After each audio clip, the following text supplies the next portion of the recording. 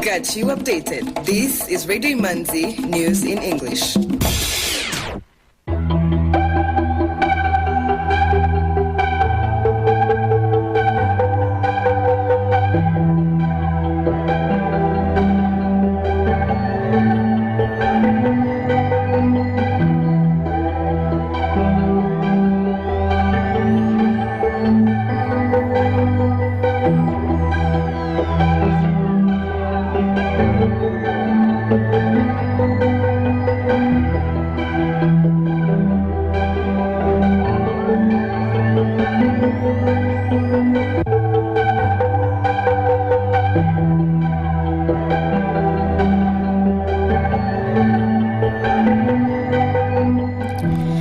You are tuned to Radio Imanzi, broadcasting from Kigali. Here is the news in English, brought to you by Fiona Umuganwa. The headlines. The Rwanda you see now was once an idea, a dream we used to talk about, but now are living. We have reached this far because of visionary leadership, says Tito Rutaremara. Farmers in Nyagatare and Gatsibo districts claim that the late Mwai Kibaki, Kenya's former president, left them with a significant legacy in livestock farming. Burna Boy shut down Madison Square Garden with historic concert.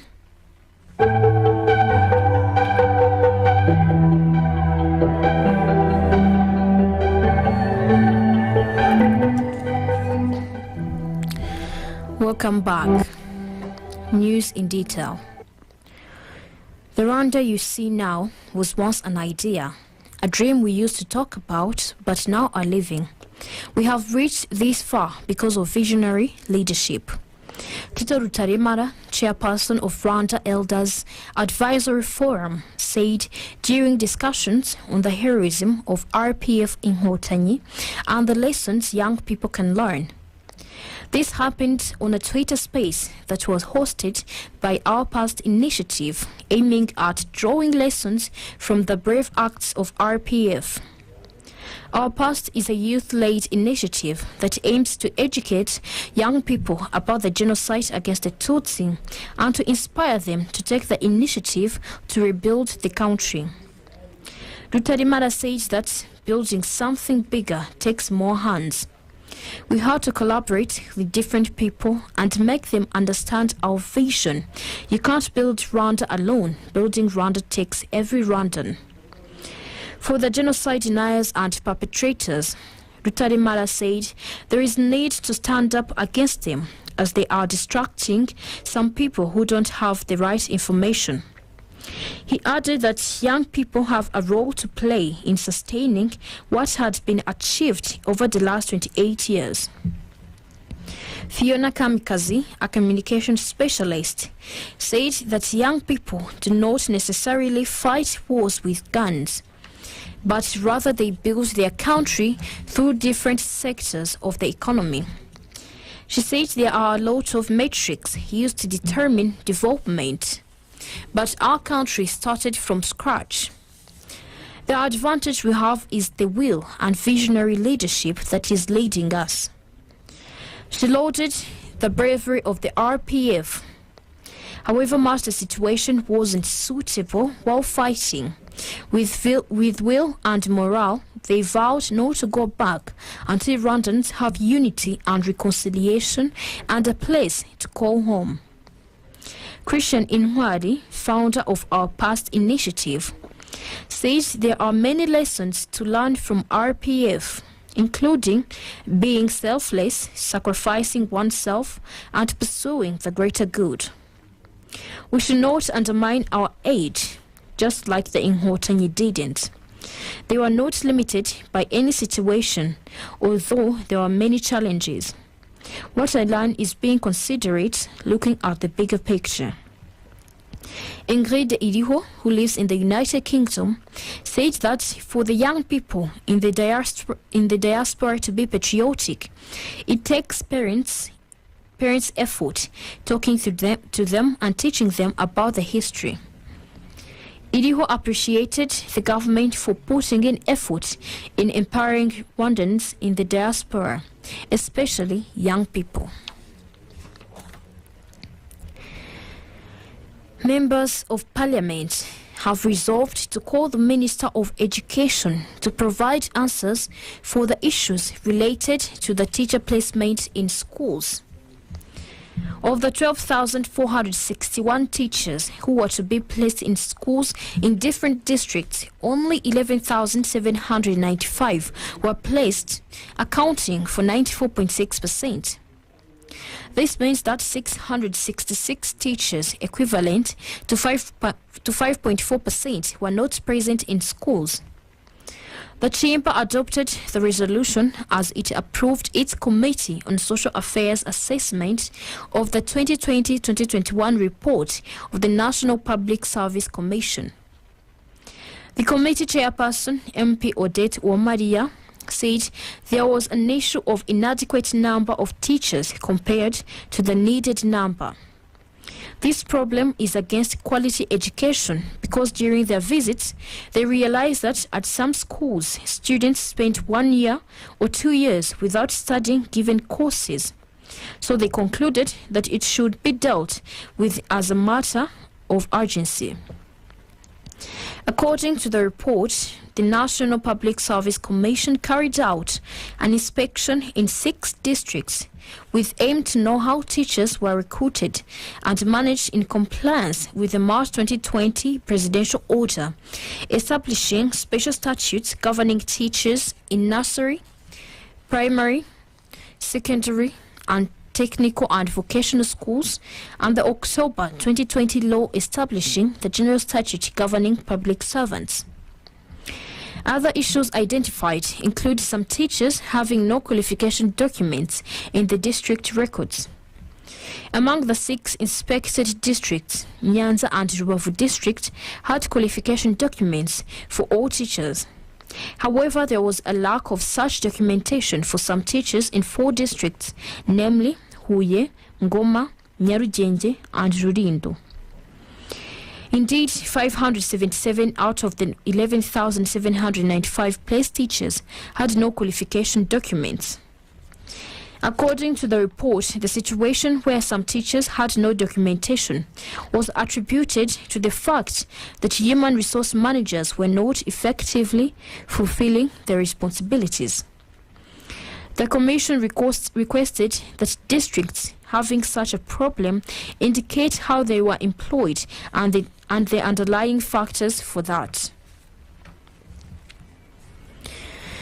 Farmers in Nyagatare and Gatsibo districts claim that the late Mwai Kibaki, Kenya's former president, left them with a significant legacy in livestock farming. They say that while he was still president, he gave them 120 Frisian cows. The cows were donated to the farmers during their study tour in Nairobi in 2005 to boost milk production, quality of beef produced in Rwanda, and household incomes. Farmers were also trained on how to inseminate to have more crossbreeds. On average, one exotic breed gives 20 liters of milk daily, which is enough to serve the intended purpose. Residents and traders of Basi sector in the Rulindo district have expressed concern about pig theft, claiming that thieves are stealing their pigs every week. Ahimani Jean de la Paix, one of the victims, says the problem has gotten out of hand and that authorities must act quickly to put a stop to it. The residents also pointed that not only is there a problem with pig theft in the Basi sector, but there are also those who break into people's homes to steal.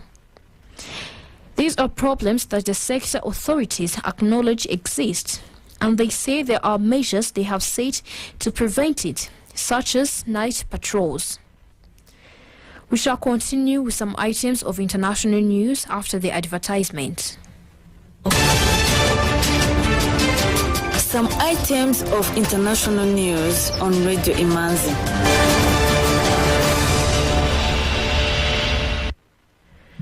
Welcome back. Sirens blared across Israel early Thursday as the country came to a standstill in an annual ritual honoring the 6 million Jews murdered during the Holocaust. People halted where they were walking and drivers stopped their cars to get out of their vehicles as people bowed their heads in memory of the victims of the Holocaust. Ceremonies were planned throughout the day at Israel's National Holocaust Memorial, Parliament, and elsewhere. Israel was founded in 1948 as a sanctuary for Jews in the wake of the Holocaust.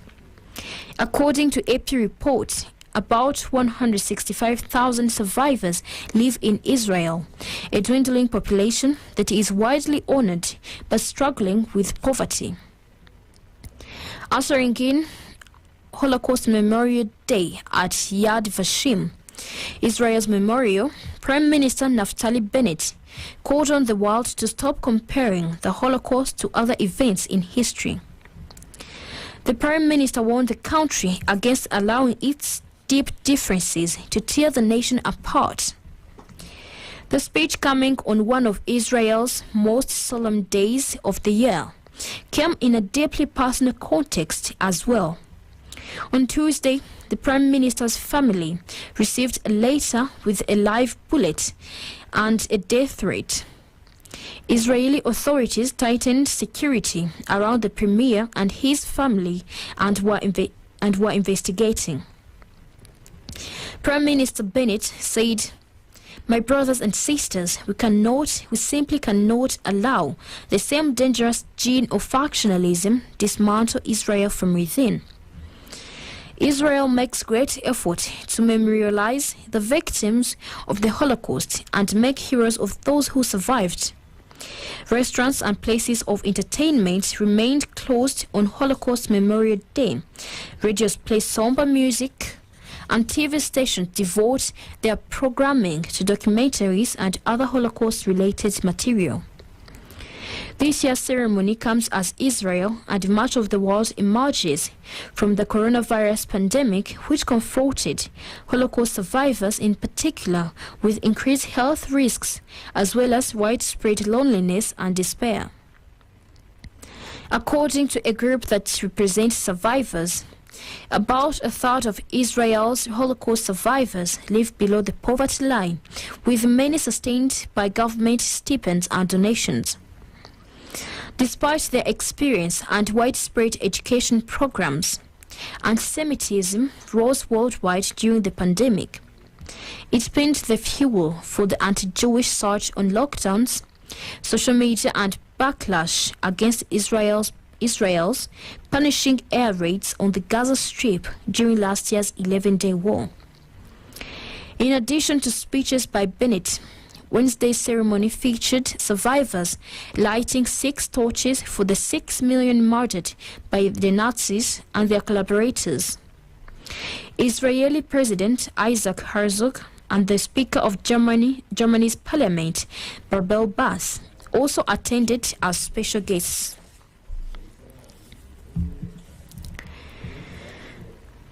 South African President Cyril Ramaphosa has praised the economic community of West African states for its decisive anti-coup strategy after the arrival of a Vanguard stabilization force in Bissau. Ramaphosa said this after a meeting with Umaro Sissoco Embalo, president of Guinea-Bissau. Ramaphosa said the determination and capacity to decide on the part of the governing bodies of ECOWAS is remarkable and is a very good example of the rest of the continent. Guinea-Bissau has, since its independence from Portugal in 1974, seen a string of coups, both military and non-military, the last of which was successful in 2012. A huge fire that broke out at a vast landfill site in New Delhi, India on Tuesday is still burning 3 days later, sending plumes of thick, acrid smoke into the air and causing some locals to complain of breathing difficulties. Officials have blamed the fire on a severe heat wave sweeping across South Asia. The Ethiopian government has denied claims of the announcement of the withdrawal of the Tigrayan forces. Government spokesperson Legesse Tulu told state media that the news that Tigrayan forces had left Afar were big lies. The government asserted that the rebellious forces were still present in the neighboring region of Afar. Speaking to Reuters on Thursday, Afar Police Commissioner Ahmed Harif said that Tigrayan forces were still in 4 districts bordering Tigray, Koneba, Abala, Belale, as well as Magale, and had not moved since Monday. Expert reports shed light on the reasons for the crash of the Egypt airplane in the Mediterranean in 2016, which killed 66 people. The plane operating flight MS-804 from Paris to Cairo had crashed into the Mediterranean Sea on May 19, 2016, between midnight and 1 o'clock in the morning, between Crete and the northern coast of Egypt, after having suddenly disappeared from radar screens. In a report of June 2021, 3 experts who had access to the recordings of the black boxes found 1 month after the crash had highlighted as the cause of the disaster an uncontrolled fire in the cockpit. According to them, this fire was the result of the ignition of a flow of pure oxygen released by an untimely and involuntary activation of the co-pilot's quick fit mask. In addition to this cockpit, considered as the smoking area of the plane, the experts had noted other elements attesting to a non-professional behavior of the crew, namely lack of attention concerning the flight's monitoring, music, multiple comings and goings in the cockpit. Grammy-winning Nigerian singer Burna has officially become the first African artist to sell out a show at the Madison Square Garden, New York. The much anticipated One Night in Space concert on Thursday saw the African giant single-handedly entertain fans to the fullest at the over 20,000 capacity facility. The patrons in the arena were joined by close to 100,000 others who had joined the online stream via YouTube. According to entertainment analysts, Burna Boy becomes the only African to make this achievement. For over 3 hours, Burna Boy treated the crowd to back-to-back hits together with his band, The Outsiders.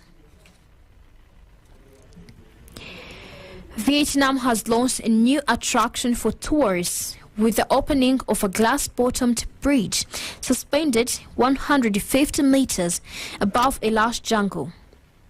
The barge-long pedestrian bridge, whose name translates to White Dragon, in northwest Sola province, snakes around dizzying cliff faces before spanning a dramatic valley between 2 peaks, hitting a total length of 632 meters.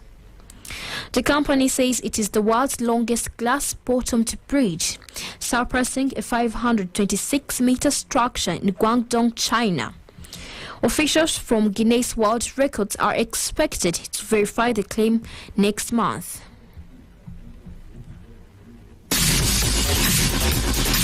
Economic news is a regular feature on Radio Imanzi.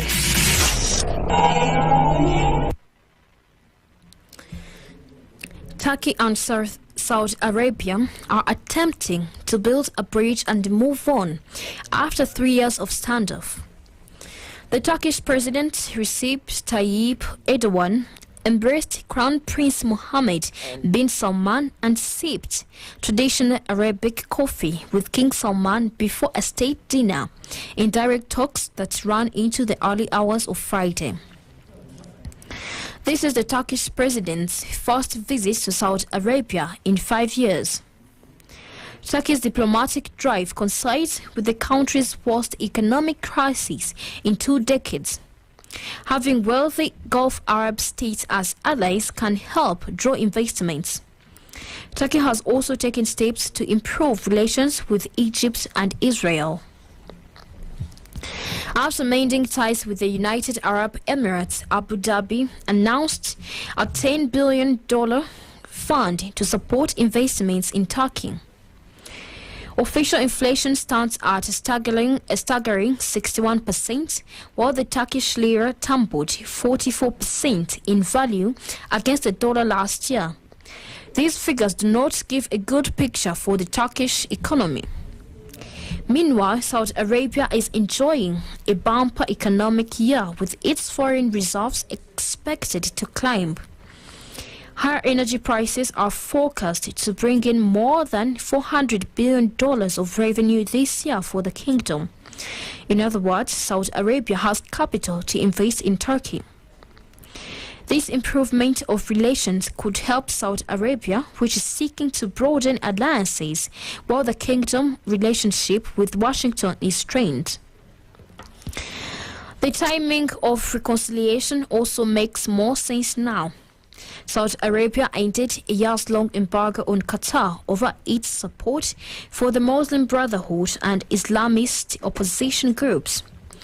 Although relations had been restored between Saudi Arabia and Qatar, they had yet to be fixed with Qatar's steadfast ally Turkey until now.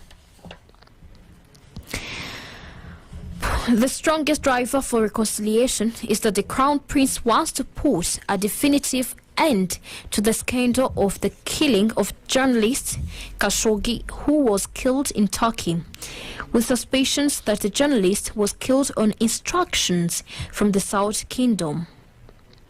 Khashoggi had been writing columns in the Washington Post, hailing the Crown Prince's social reforms while expressing concern over far-reaching arrests of perceived critics. Saudi Arabia announced an unofficial embargo on Turkish exports, dramatically curbing around $5 billion in bilateral trade. The kingdom also temporarily barred widely popular Turkish soap operas. Those soap operas had helped boost Turkey's cultural clout across the Middle East and drew tourism and investment to Turkey from viewers. Before the killing of Khashoggi, Saudi investments had reached around $2 billion, and Turkey's investments in Saudi Arabia were valued at around $660 million. According to Turkey's foreign ministry, more than 200 Turkish companies were operating in the country. A year before the killing, Saudi citizens had bought up more than 3,500 properties in Turkey. The imprisonment of relations between Turkey and the Gulf states could also diffuse tensions in Libya, where proxy battles have played out between the United Arab Emirates and Turkey. This rapprochement could also help ease the diplomatic isolation Turkey has faced from some Western nations. Moving on ahead with the Rwanda Stock Exchange market reports. The trading session recorded a total turnover of 915,685,000 Rwandan francs from 5,082,000 shares traded in 6 deals on the equities market, while the fixed income market remained quiet. M10 Rwanda closed the counter at 179 Rwandan francs. The trading session recorded a total turnover of 895,540,000 Rwandan francs from 5,003,000 shares traded in 2 deals. Bank of Kigali closed the counter at 255 Rwandan francs. The trading session recorded a total turnover of 20,145,000 Rwandan francs from 79,000 shares traded in 4 deals. Bredwa closed the counter at 155 Rwandan francs. I&M Bank counter closed at 43 Rwandan francs. Simerwa at 120 Rwandan francs. Equity Bank at 440 Rwandan francs. Kenya Commercial Bank at 370 Rwandan francs. National Media Group at 1,200 Rwandan francs. Uchuri Supermarket at 104 Rwandan francs. And RH Buffalo closed the counter at 526 Rwandan francs as the market closed. The currency market review of today. The Kenyan shilling buying price was 8.7 Rwandan francs and the selling price was 8.8 Rwandan francs. Tanzanian shilling buying price was 0.43 Rwandan francs and the selling price was 0.44 Rwandan francs. Ugandan shilling buying price was 0.283 Rwandan francs and the selling price was 0.288 Rwandan francs. Burundian franc buying price was 0.49 Rwandan francs and the selling price was 0.5 Rwandan francs. The US dollar buying price was 1,009 Rwandan francs and the selling price was 1,030 Rwandan francs. The British pound buying price was 1,262 Rwandan francs and the selling price was 1,287 Rwandan francs. The euro buying price was 1,062 Rwandan francs and the selling price was 1,084 Rwandan francs. With that, we come to the end of tonight's edition.